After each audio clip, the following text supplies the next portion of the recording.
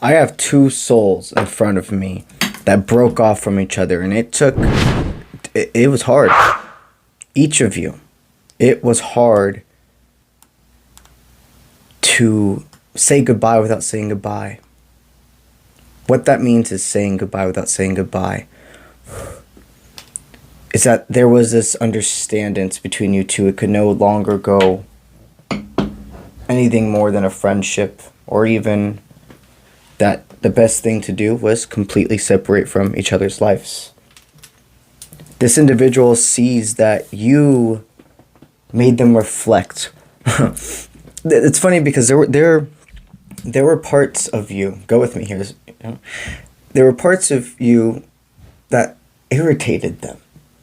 But the reason it irritated them was because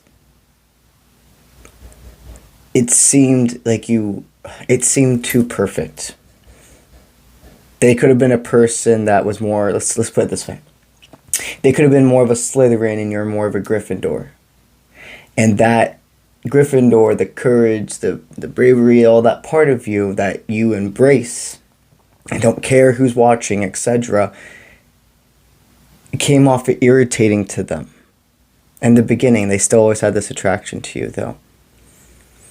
I see somebody who, all of that stuff that used to irritate them about you, they absolutely adore and love, and they've looked inwards and like, why would these positive features of a person who's being authentic and real, why would that bother me?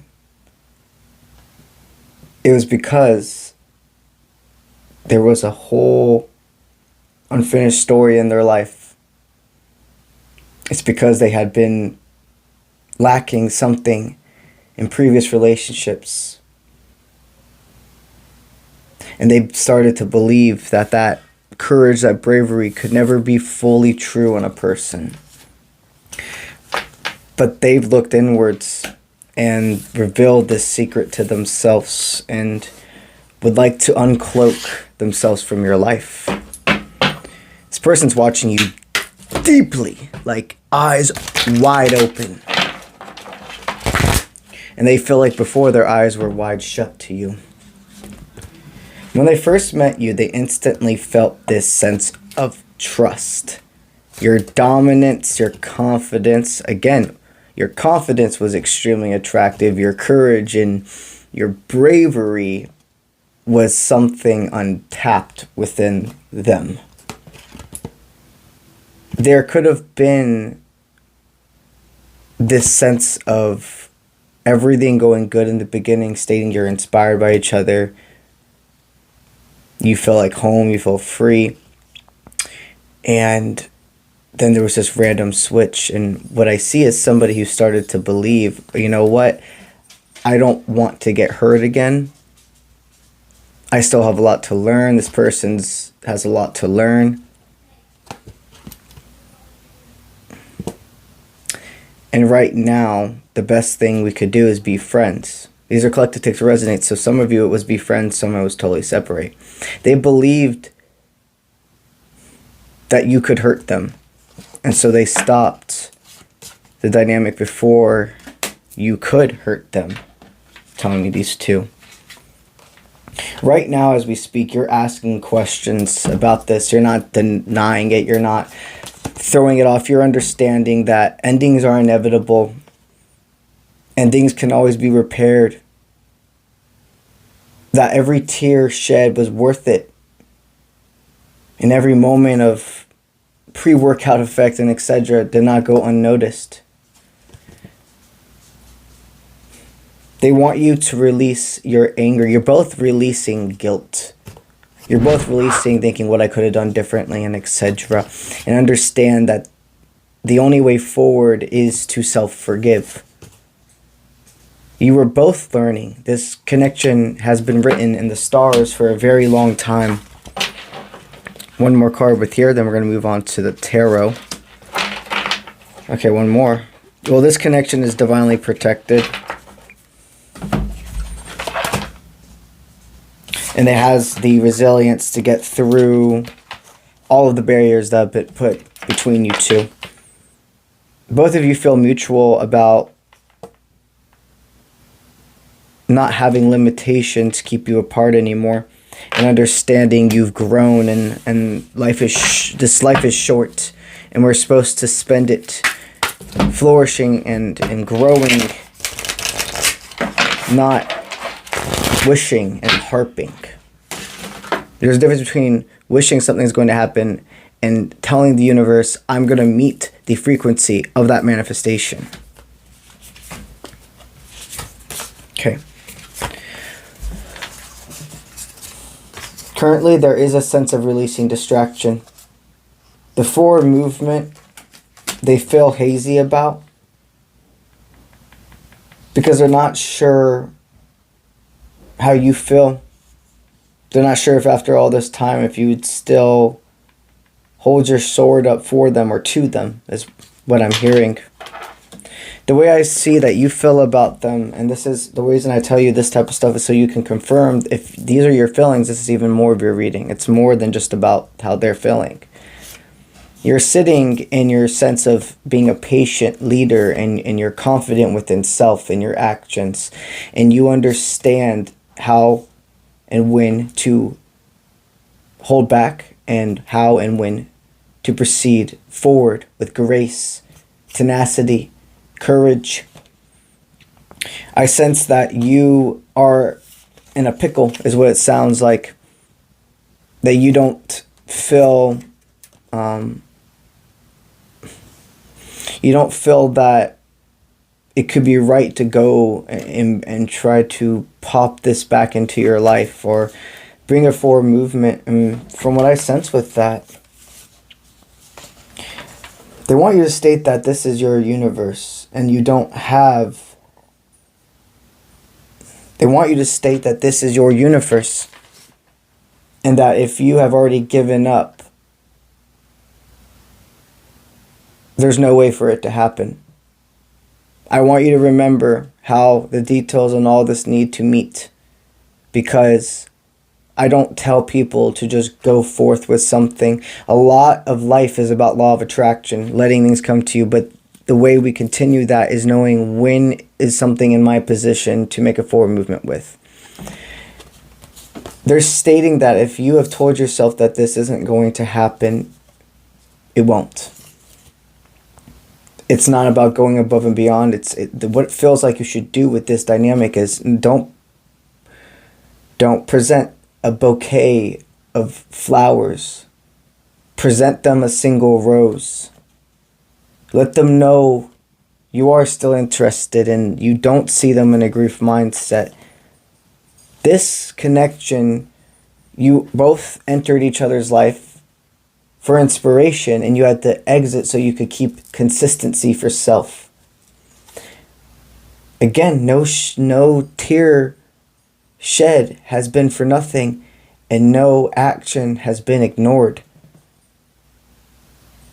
You sung to the universe and stated, if this person isn't for me, I'm okay. I can go forth.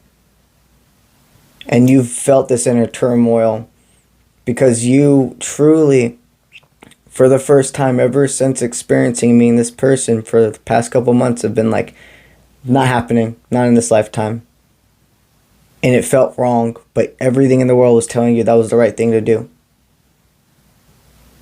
You've understood that you needed to go into hermit mode, and they did too, but Spirit's been giving you this inklings that you have to get out of your comfort zone again.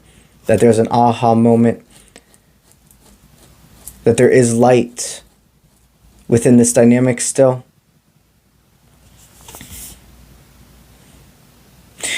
You see, you were so afraid of cycle repeating.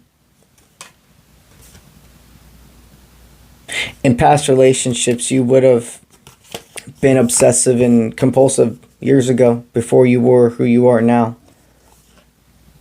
And that's why you're so afraid. Not anymore. That's why you were so afraid. Remember, we speak past tense when it comes to things that no longer serve us. And we speak as is for our manifestations, for our highest timeline, for the greater good. You were somebody who would become obsessed with being reassured everything's okay. You were somebody that would think, always think hard, but a lot of the times without realizing at that point, you were doing before thinking. It was almost happening at the same moment. Now, you have really been able to sit back and you've done everything opposite when it came to how you felt about this person. Stating, you know what, you're right, it does hurt. It does. That is not, stating this stuff doesn't mean that this experience is not going to hurt. And nobody said the divine counterpart experience was going to be easy, because it's not. It's all of the other moving factors around you. Your connection, once the outside noise, once the paranoia, the fears, and etc. don't have the clutch they do anymore on you both, the connection is a tango partner. It is a dance together, side by side. But all of these moving factors on the outside world are what make it hard. It's the point, though.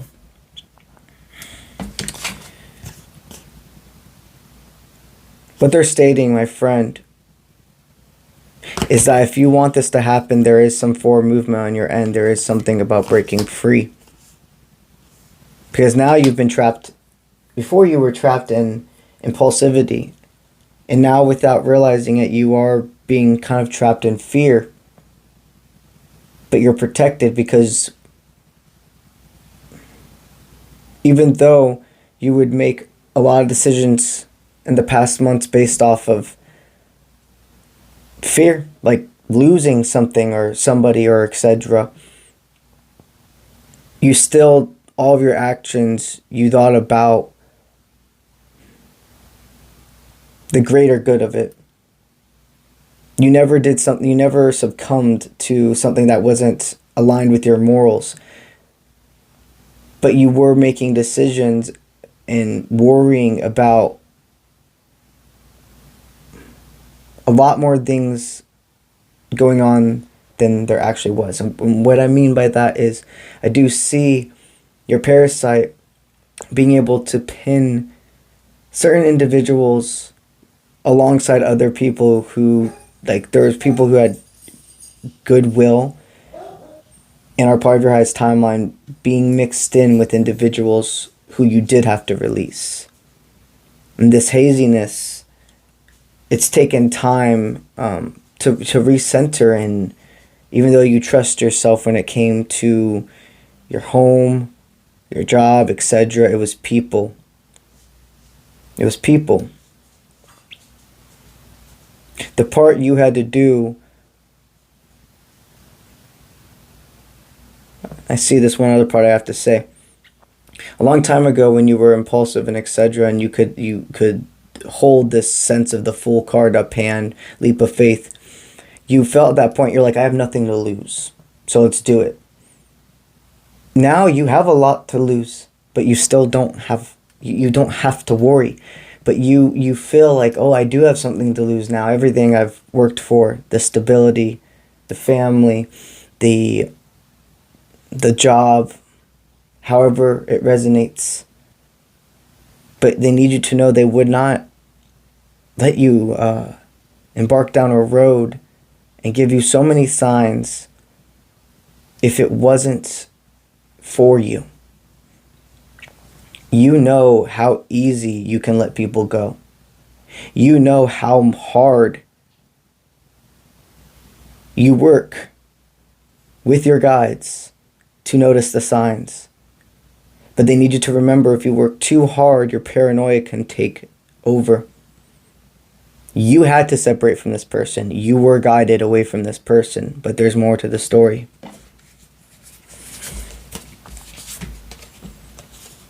So, if you want the scales to be balanced,